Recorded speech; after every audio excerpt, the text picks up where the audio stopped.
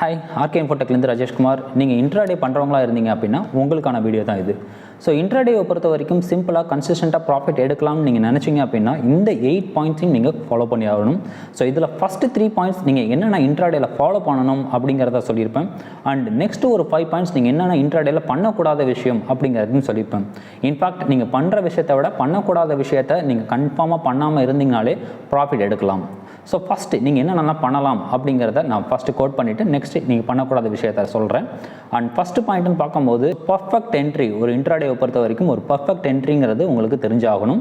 So இந்த entry நம்மளுக்கு break அவுட்டுக்கு அடுத்தது வருமா இல்லை ரிவர்சல் ஆகுமா, ஸோ எந்த இடத்துல நம்மளுக்கு ட்ரேடில் என்ட்ரி ஆகணும் அப்படிங்கிறதெல்லாம் நம்ம chart pattern and candlestick patterns இதெல்லாம் வச்சு நம்ம சப்போர்ட் அண்ட் ரெசிஸ்டன்ஸ்லாம் வச்சு நம்ம இதை ஐடென்டிஃபை பண்ணுவோம்.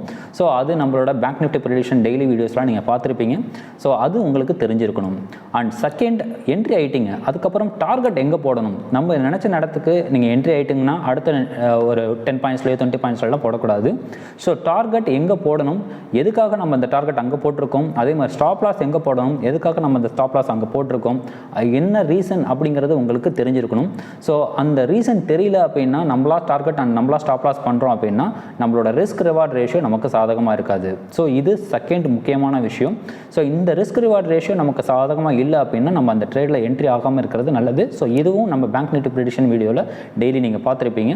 ஸோ இது ரெண்டாவது முக்கியமான விஷயம், இதையும் நீங்கள் ஃபாலோ பண்ணி ஆகணும். அண்ட் மூணாவது, மார்ஜின் மெயின்டெனன்ஸ். நீங்கள் 5,000 வச்சு ட்ரேட் பண்ணலாம், இல்லை 50,000 வச்சு ட்ரேட் பண்ணலாம், இல்லை 5 lakhs வச்சு கூட ட்ரேட் பண்ணலாம். பட் மார்ஜினை கரெக்டாக மேனேஜ் பண்ணாமல் நீங்கள் பாட்டுக்கு ஒரு ட்ரேடில் 5,000 நீங்கள் இன்வெஸ்ட் பண்ணுறீங்க, அடுத்த ட்ரேடில் 50,000 இன்வெஸ்ட் பண்ணுறீங்க.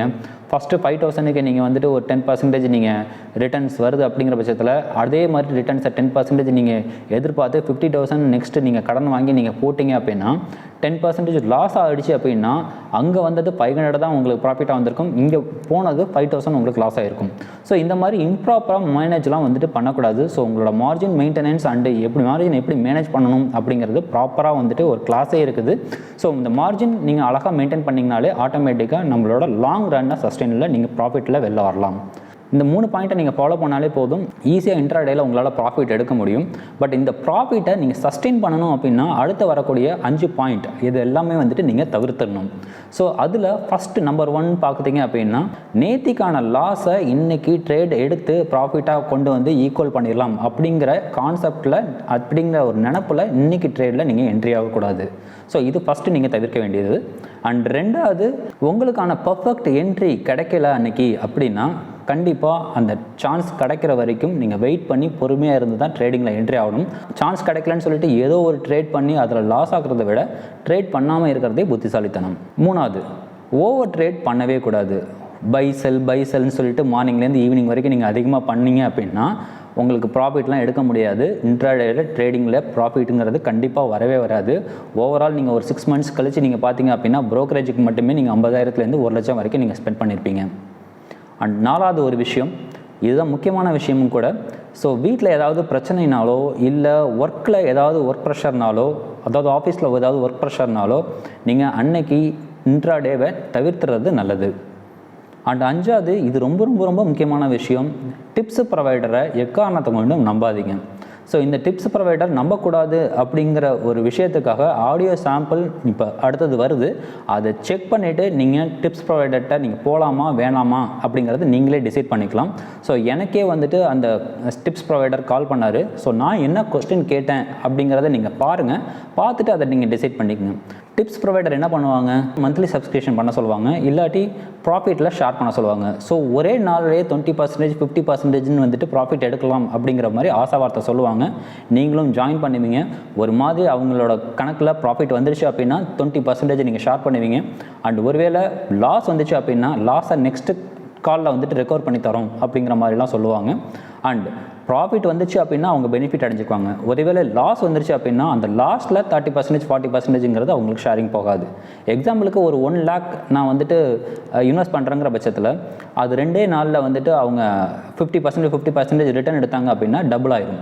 ஸோ 30 days போகும்போது அதுவே 15 times எனக்கு பெனிஃபிட்டாக வருது. ஸோ 1 lakh வச்சுருந்தேன் அப்படின்னா அந்த மந்த் எண்டில் 15 lakhs நான் ரிட்டர்ன் எடுக்கிறேங்கிற மாதிரி அர்த்தம் அவங்க சொல்கிறது. ஸோ இதெல்லாம் பாசிபிளா அப்படிங்கிறத ஃபஸ்ட்டு திங்க் பண்ணுங்கள். ஒருவேளை 15 lakhs வந்துச்சு அப்படின்னா ஆல்மோஸ்ட் அதில் ஒரு 5 lakhs நீங்கள் அவங்களுக்கு கொடுத்துருவீங்க அண்ட் 10 lakhs நமக்கு வரும் அப்படிங்கிற மாதிரி அவங்க சொல்கிறாங்க. ஸோ இந்த மாதிரி 100% அவங்களுக்கு ஷூராக தெரிஞ்சு அப்படின்னா 1 lakh அவங்களுக்கு லோனாக வாங்கினா கூட அதை 18% பர்சனல் லோனை வாங்கினா இயர்லி, ஸோ மந்த்லிக்கு 1.5% தான் வரும். அவங்க 1 lakh வாங்கிட்டு 1.5%, அதாவது 1500 rupees இன்ட்ரெஸ்ட் மட்டும் அவங்க கட்டினாங்க அப்படின்னா அவங்களே கிட்டத்தட்ட வந்துட்டு 14,98,500 rupees ப்ராஃபிட் அவங்க எடுத்துக்கலாம். ஸோ எதுக்காக நமக்கு அவங்க டிப்ஸ் தரணும்? ஸோ இதெல்லாம் யோசிங்க, இதெல்லாம் கேளுங்க. ஓகே, ஸோ இதை தான் நான் வந்துட்டு இந்த டிப்ஸ் ப்ரொவைடர்கிட்ட கேட்டேன். ஸோ அந்த சாம்பிள் வீடியோ நீங்கள் பாருங்கள், அதுக்கப்புறம் நீங்கள் டிசைட் பண்ணிக்கோங்க டிப்ஸ் ப்ரொவைடருக்கு போகலாமா வேணாமான்னு. நம்ம லாஸ் ஆகிறோமோ இல்லை ப்ராஃபிட் ஆகிறோமோ, ஸோ அது நம்மளோட ரெஸ்பான்சிபிலிட்டி. லாஸ்லேருந்து எக்ஸ்பீரியன்ஸ் ஆகி அடுத்த வாட்டி அந்த தப்பை பண்ணக்கூடாது. ப்ராஃபிட் வந்துச்சு அப்படின்னா அதை ஆப்டிமைஸ் பண்ணி இன்னும் எப்படி நம்ம இன்க்ரீஸ் பண்ணலாம் அப்படிங்கிறத நம்ம தெரிஞ்சுக்கணும்.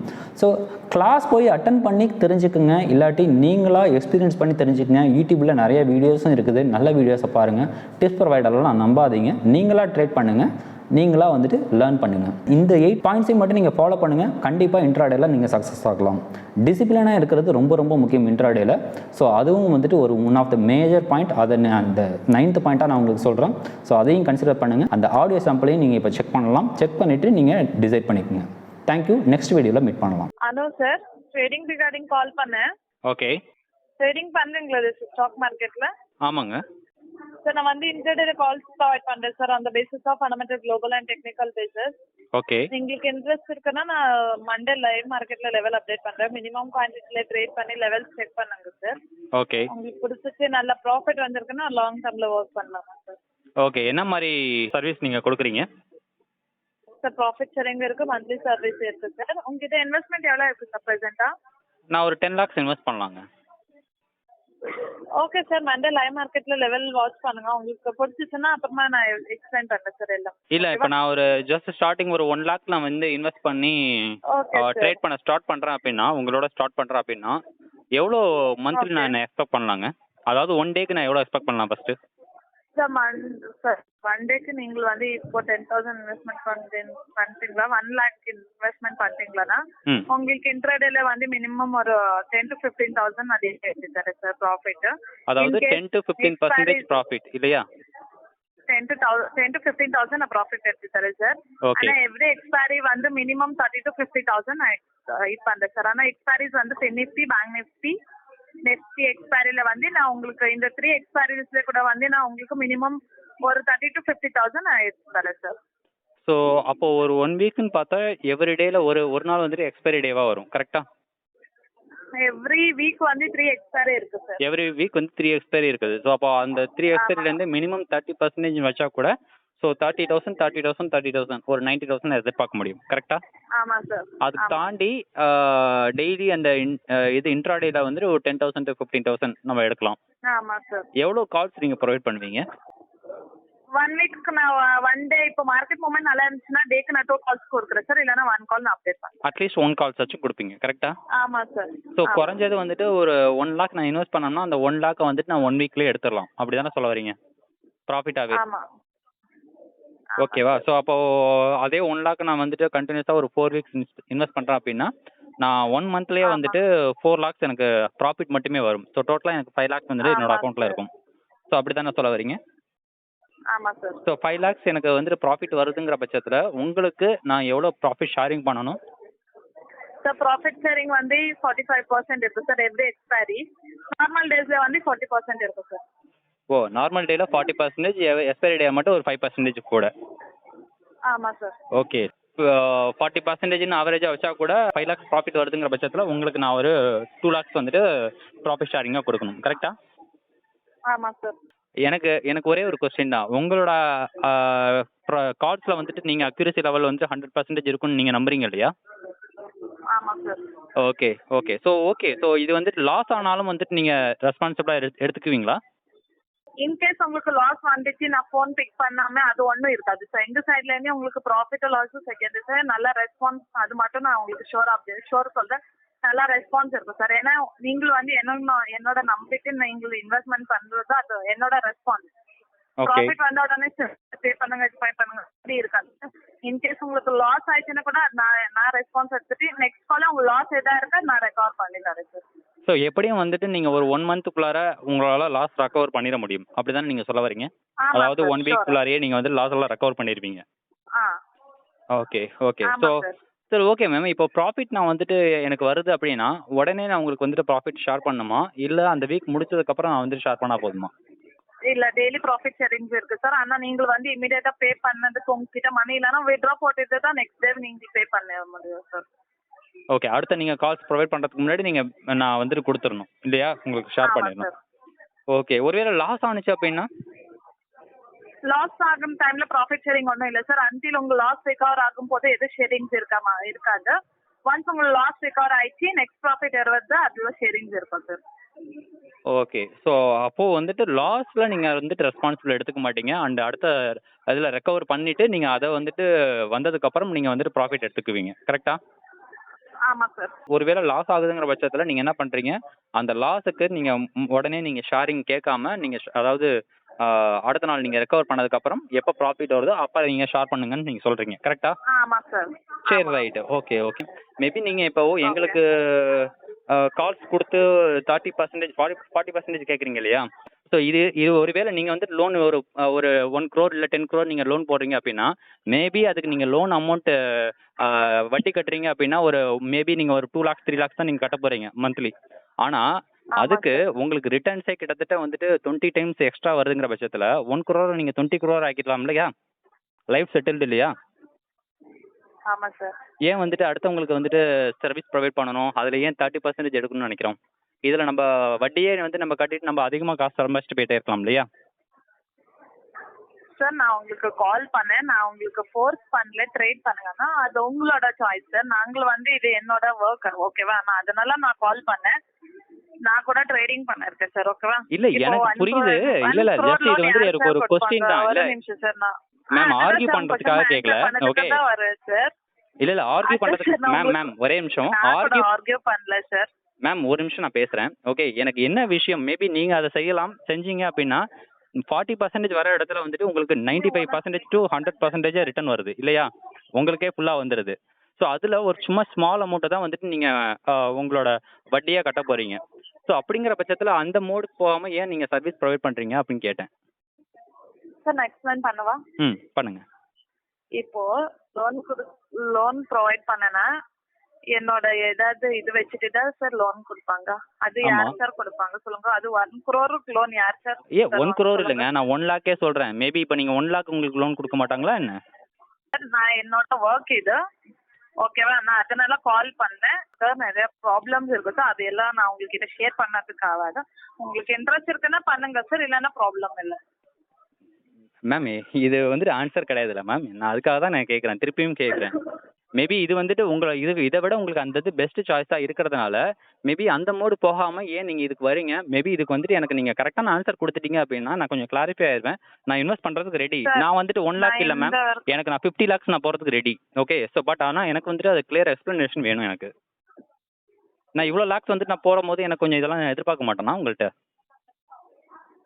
Okay sir. நான் இப்போ என்ன சொல்லிருக்கேன் சொல்லுங்க?